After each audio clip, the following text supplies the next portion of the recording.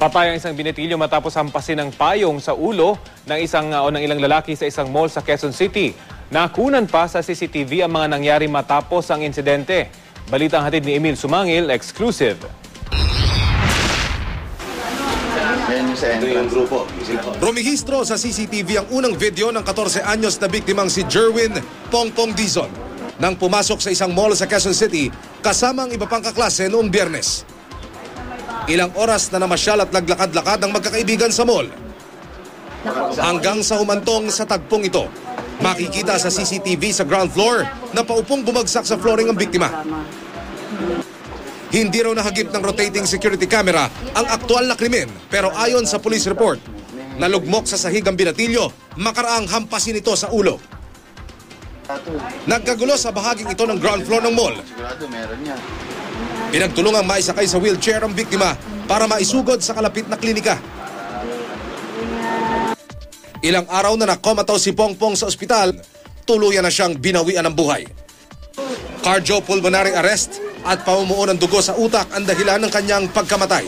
Ang itinuturong pumalo sa biktima, kinilala ng pulisya na sila Kevin Trinidad Ramirez at Nathaniel De La Torre. Kapwa 19 anyos. Mabilis silang nadakip ng mall security makaraan ng krimen. Na-recover ng pulisya ang payong na ginamit na panghampas ng mga suspect sa ulo ni Pongpong.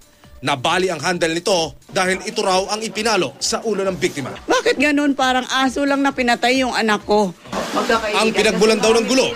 Napagbintangan ng mga suspect ang grupo ng biktima na umunoy kumukursunada daw sa kanila. Maliliit po yung mga bata. Siya matanda na po siya. 19 years old na po siya. Okay. Yung mga bata, 14 lang. Sa kwento ng mga kaklase ni Pongpong, nagsorry pa raw sila sa mga suspect at nakipag-usap para makipag-ayos. Patunay na raw ang kuhang ito ng CCTV kung saan makikita ang grupo ng mga biktima at suspect na nag-uumpukan.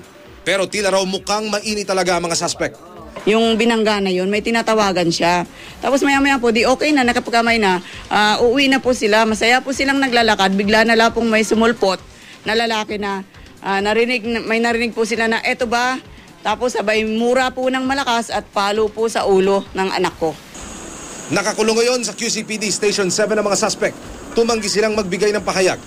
Umaapaw ngayon sa social networking site na Facebook ang pakikiramay ng mga kaibigan ni Pongpong.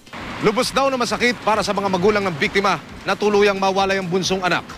Pero lalong kumukurot sa kanilang puso na namatay ito ng walang kapararakan. Napakasakit para sa ama na makita yung anak mo na naghihirap, di ba, sir? Pero mas masakit na makita mo sa kulungan yung mga suspect na tinatawa ng kapa. Emil Sumangil, GMA News.